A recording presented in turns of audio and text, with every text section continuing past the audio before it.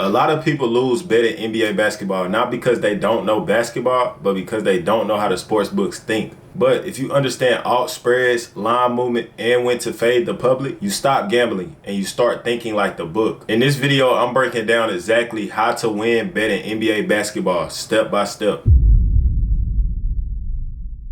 Now to start out, I'm gonna really just go over some things that I've found very helpful while I've been betting on NBA basketball. When NBA basketball is on, this is my favorite time of the year. Cause me personally, I used to play basketball, so it's like I actually understand the game. I know how the game goes to a certain extent. But the first tip I got for y'all is to stop betting on teams you like. Yeah, stop betting on your favorite teams every night they're playing. That's what casual bettors do. They bet star players and they bet on teams with win streaks. And most of the time when you go on these sports books and you try to take your favorite team or a team that's on a win streak, 9 times out of 10, the money line is going to be priced too high. For example, OKC. Every time they playing, their money line is probably like minus 400 unless they're playing a good team. But if they're playing like a terrible team, their money line is going to be like minus 400, minus 500, sometimes even minus 600 or plus. So it's like, bro, you really don't get no value just from taking the favorites all the time. And then you got the other public teams like the Lakers, the Warriors, or Celtics, whose line is always inflated. But see, this is what I like to do. I don't really like to take the money lines. See, I got to realize, bro, in this sports betting shit,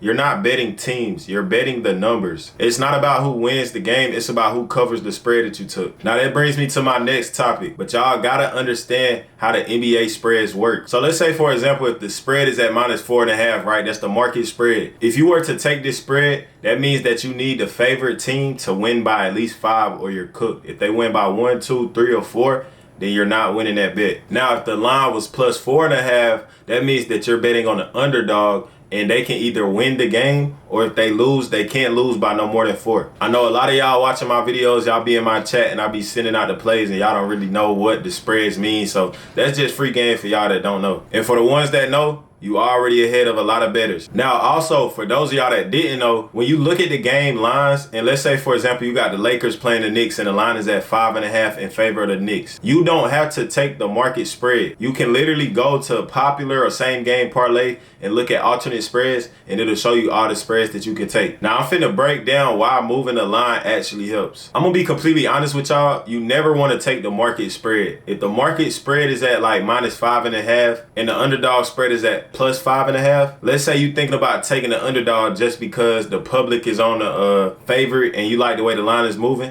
then you kind of want to bump it up to like plus 8.5, maybe plus 9.5 if it's not too juiced. Now, when I'm sending plays to my chat, or even if I'm betting myself, I don't really like to take like minus 200 and above. It's just no point. You got to put 200 on a bet just to make 100. And also, whatever the money line odds is, let's say, for example, like minus 174, that means you have to put 174 on the bet to win 100. And if the line was plus 100, that means if you put 100 on a bet, you'll win 100 plus your 100 back. So it'll be like 100 to win 200 basically. Okay, now I'm finna inform y'all on why the spread moves. Now, I know sometimes y'all be looking at the line movement right before the game when you first wake up. The line might be at like minus 4.5 and it moves to like minus 1.5 or minus 2.5, or it could move up higher to like minus 8.5. If the line moves like this, it could be for a lot of reasons. It could be somebody is out on the other team, or somebody is out on the team that's favored, which would cause the line to drop. Or it could be like a team is at home, a team is on a back-to-back, whatever the case may be. So when y'all are making y'all bets, bro, you want to make sure that you just look at everything that's going on, and you want to really look at the line and ask yourself,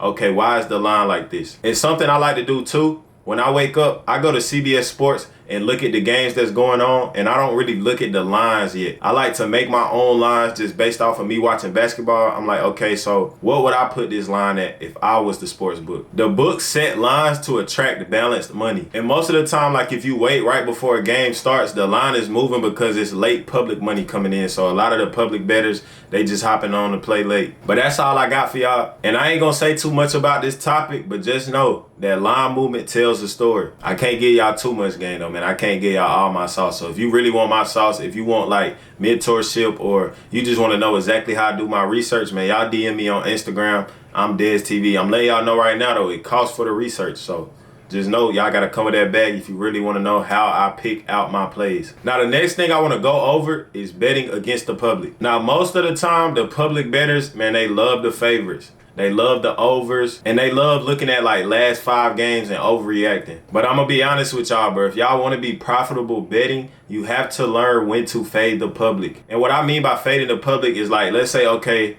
OKC is home favorites with 80% of the people placing bets on this game on OKC. You want to just stop and ask yourself, you know, why is it like this? Why is it so much money on OKC? Why is it so many bets on OKC? Do I need to be on OKC? And it really just comes down to like you watching these games. That's why I told y'all in my past videos, you want to make sure that you're really watching the games. Because if you watch the games, you'll know like, okay, maybe OKC is the favorite, but I don't have to take OKC to win. I could take the underdog to cover like a plus 10.5, depending on what the line is at. Because how many of y'all done took like a team's money line at like minus 600 on a parlay, and then that end up being a play that don't hit, or you're sweating it, and then they end up winning by like 1 point? I'm telling you, bro, it's not a coincidence, bro. You got to tighten up your research. So that's going to be some homework for y'all, man. I want y'all to learn when to fade the public. Now, next, we're going to talk about situational angles that actually matter. Now, when you're sports betting and you're trying to find the right play, it's certain things that you should look for. You want to see if a team is on a back-to-back. You want to know for sure if they're home or away. You got to know the travel spots. Are they traveling West Coast to East Coast? And then you got to look out for the revenge narratives. And what I mean by that is like, okay, for example,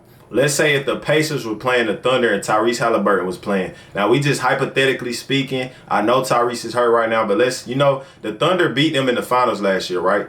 So next season, if they were to play again, this might be like a revenge spot for the Pacers. And that might be a reason why to take the underdog, because 9 times out of 10, the Thunder playing the Pacers going to be the underdog. So you just want to look out for things like that. Like, okay, when is the last time these two teams played each other? The last game they played each other, was it on TV, or like, was it just like a low-key game? But a game like the NBA Finals, and then they spin back and play them next season, yeah, that team is definitely seeking revenge, so keep that in mind. And also the back-to-backs, man, that really matters, because it's like, bro, basketball isn't just ability. Like, it's about legs too. Like, if your legs tired, your legs fried, man, it's going to be hard to win that next game on a back-to-back. I don't care who you playing. Especially if the team that you're playing had an off day or a day of rest. Yeah, y'all might want to look into fading the team that's on the back-to-back. Now, the next topic, and I tell y'all this in every video. I'm going to keep talking about this in every single video, but it's bankroll management, man. If you made it this far in the video, just comment bankroll management in the comments so I know.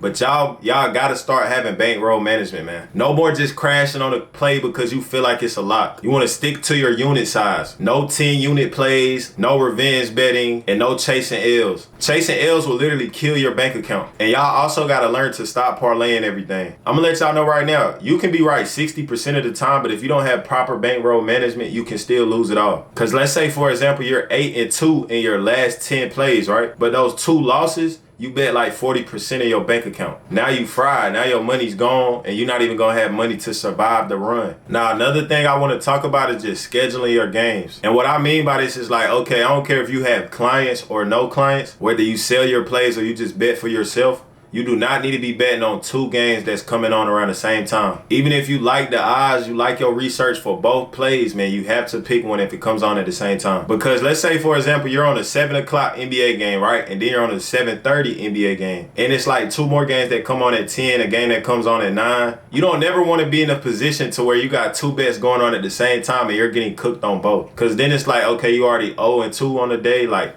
realistically, bro, if I go 0-2, I'm probably not forcing the last bet for the day. And I just told the people in my chat, you know, right now I'm focusing on consistency. I'm focusing on getting the most out of my plays, hitting on majority of my plays. So I told my chat straight up, like, I'm probably doing 1 play a day. I'm going to do my max play and then my builder. But as far as max plays, my straight bets, I'm doing 1 play a day right now just so I can practice that consistency, you know, lock in and really just go on a run for real. So I think y'all should practice the same thing, bro. Like, y'all look at the boards, y'all do y'all research, and y'all find that 1 play that y'all really like. But if you do want to do 2 plays, just make sure they're not 2 games that's coming on at the same time. Like, your first game needs to be done before the second game even starts. That's mandatory. But to be honest though, to win NBA, all you need is these 5 things, bro. You need to know line movement. You need to know public awareness. You want to be able to see where the public money is at. Situational awareness. You need to know, like, if this team is on a back-to-back, if they're home or away, if it's a revenge game. You need to have discipline, and you need to have patience. If you master those 5 things, you're not gambling anymore. And if you're serious about becoming a sharp bettor in 2026,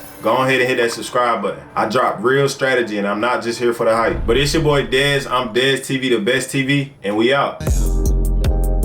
I ran it up, I had to get it. Feeling want no option, had to change up my decision. I don't want no problems, but I go crazy over